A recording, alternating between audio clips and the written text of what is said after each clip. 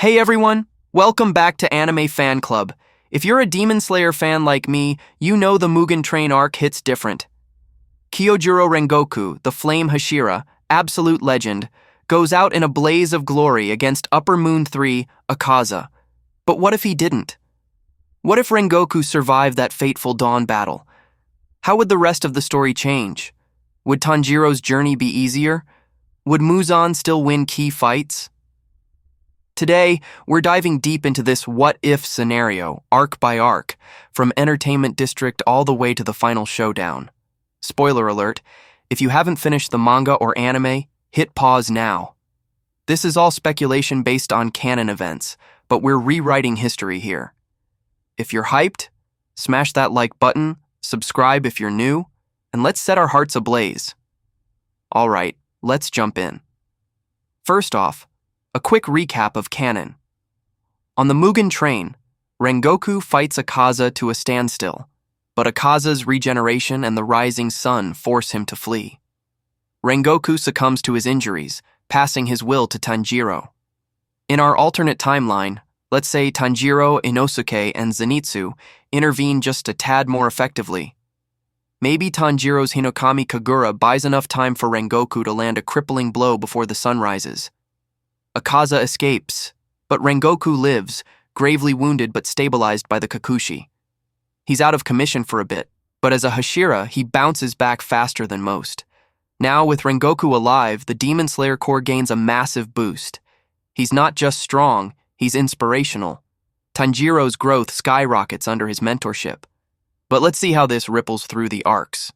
Starting with the Entertainment District arc. In canon, Tanjiro, Inosuke, and Zenitsu team up with Sound Hashira Tengen Uzui to take down Upper Moon 6, Daki, and Gyutaro. It's a brutal fight. Tengen loses an arm and an eye and retires after.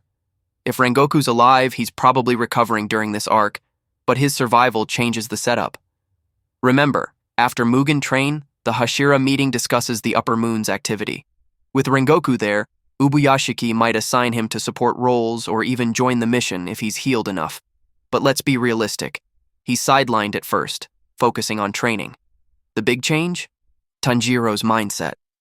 In canon, Rengoku's death fuels Tanjiro's rage and determination. Here, Rengoku's alive, so Tanjiro visits him for advice.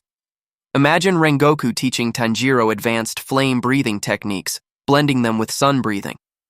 Tanjiro might master a hybrid form earlier like Flame-Sun Fusion or something epic. In the fight against Daki and Gyutaro, Tengen still leads, but Rengoku could send a message or even show up as backup if the battle drags on. Outcome: the team wins faster, with fewer injuries. Tengen might not retire. He keeps both limbs because Rengoku's intel on Upper Moon fighting styles, from surviving Akaza, gives them an edge. Daki and Gyutaro fall, but Akaza, hearing of Rengoku's survival, gets obsessed. This sets up personal vendettas later.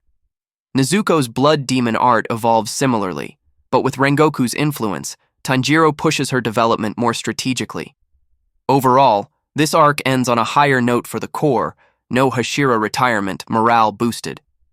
But things get wilder in the Swordsmith Village.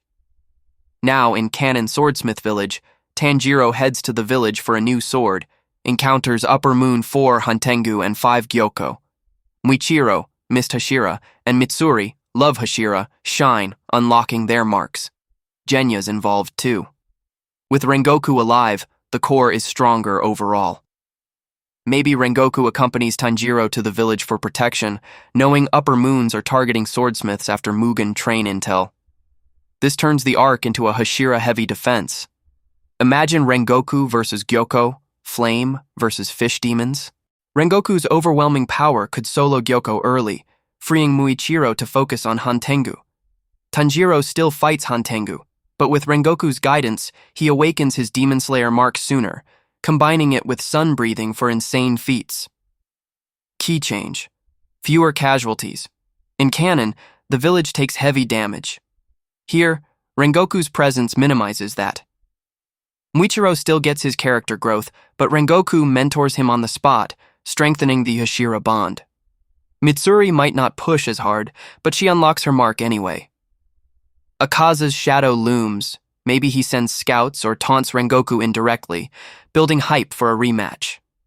By arc's end, the core has more marked slayers, and Rengoku's survival inspires others to train harder.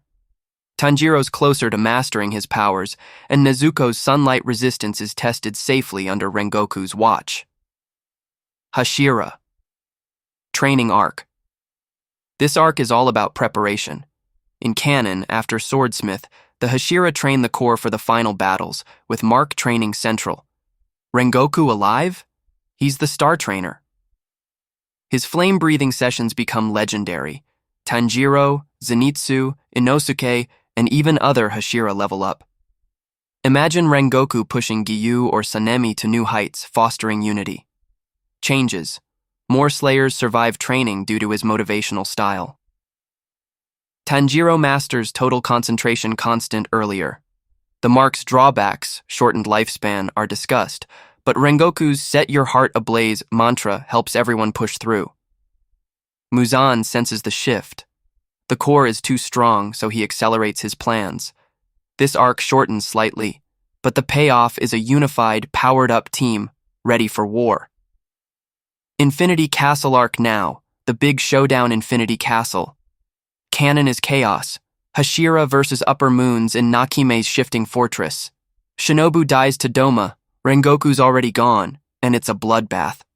With Rengoku? Game changer. He's front lines, rematching Akaza immediately. Picture this. Rengoku, marked and stronger from survival training, clashes with Akaza in an epic duel. Akaza's obsession makes it personal. Maybe Rengoku wins by exploiting Akaza's honor code, turning him or forcing a mutual respect kill. Ripple effects. If Akaza falls early, the Upper Moons weaken faster.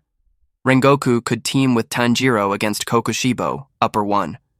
His flames counter Kokushibo's moon breathing, giving Tanjiro time to use the 13th sun form. Other fights, Tengen, not retired, joins, maybe saving Shinobu from Doma. Mitsuri and Obanai still tag team, but with Rengoku's support, fewer deaths. Gyomei and Sanemi crush their foes quicker. Nezuko and Tamayo's anti-Muzan drug, Rengoku protects them longer, ensuring success. The arc ends with heavier core wins, but still costly. Muzan escapes to the surface weakened. Sunrise Countdown Arc, Final Battle. Final Arc, Muzan vs. everyone at dawn. Rengoku's alive means Tanjiro has a mentor in the thick of it. Rengoku tanks hits for the team, his flames holding back Muzan's tentacles. With more Hashira surviving Infinity Castle, the fight's balanced. Climax, Tanjiro's sun-breathing finale, boosted by Rengoku's combo attacks. Muzan dies at sunrise, but Rengoku might sacrifice himself heroically, or survive, becoming the new leader post-Muzan. Ending twist. A peaceful world where Rengoku trains the next generation, including Tanjiro's kids. Demons eradicated, but Rengoku's legacy lives on. Whew, that was intense. If Rengoku survived, Demon Slayer becomes even more hopeful. Fewer deaths, stronger bonds, epic rematches. But canon Rengoku's sacrifice makes the story poignant, right? What do you think? Would Rengoku beat Akaza round 2? Drop your theories in the comments. If you enjoyed, like, subscribe, hit the bell. Next video, what if Nezuko became a Hashira? Thank you for watching. Set your heart ablaze.